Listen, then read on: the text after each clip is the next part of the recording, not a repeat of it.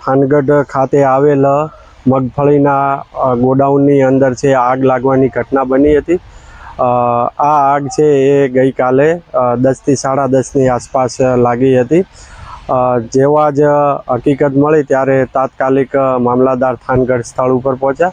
ત્યારબાદ હું પણ ટૂંક સમયની અંદર અમારી ટીમ સાથે છે એ જ્યાં આગની ઘટના બની ત્યાં પહોંચ્યા અને ફાયર ફાઇટરની જે મદદ લેવાની હતી તાત્કાલિક ફાયર ફાઇટરોની મદદ લીધી અને રાજકોટથી પણ ફાયર ફાઇટર બોલાવવાની જરૂર પડી તો આજુબાજુના મોરબી, હળવદ જેમ જરૂર પડી તેમ ફાયર ફાઇટરોની ટીમો વધારતા ગયા અને 10 જેવા ફાયર ફાઇટરોની ટીમો છે કામે લગાડવામાં આવી।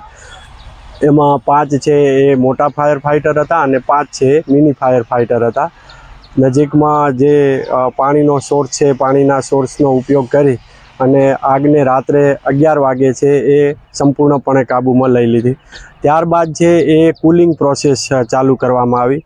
એ એટલા માટે કે આ મગફળી છે એ મગફળીની અંદર જે પહેલાં છે બારદન બળ્યા ઉપરથી અને બારદન બળ્યા પછી અંદર જે મગફળીના પોતરા હોય છે ત્યાં જે આગ ઉપર લાગી તો એના લીધે ધુમાડો સતત નીકળતો હતો। તો એ સંપૂર્ણ કાબૂમાં લેવા માટે કુલિંગ પ્રોસેસ કરવી ખૂબ જરૂરી હોય છે।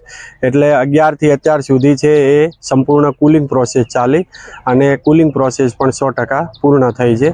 અત્યારે જે જથ્થો શેપ છે એ શેપ જથ્થાને શિફ્ટિંગ કરવાની અને જે કોઈ બારદનને અફેક્ટ જ નથી થયા એવા બારદોનને પણ સેપરેટ કરવાની કામગીરી ચાલુમાં છે। આના માટે 2 હિટાચી મશીન છે, 4 ડમ્પર છે, 2 રોલર છે અને જુદી લેબરની ટીમો બનાવીને એ પણ કામગીરી ચાલુ કરી છે।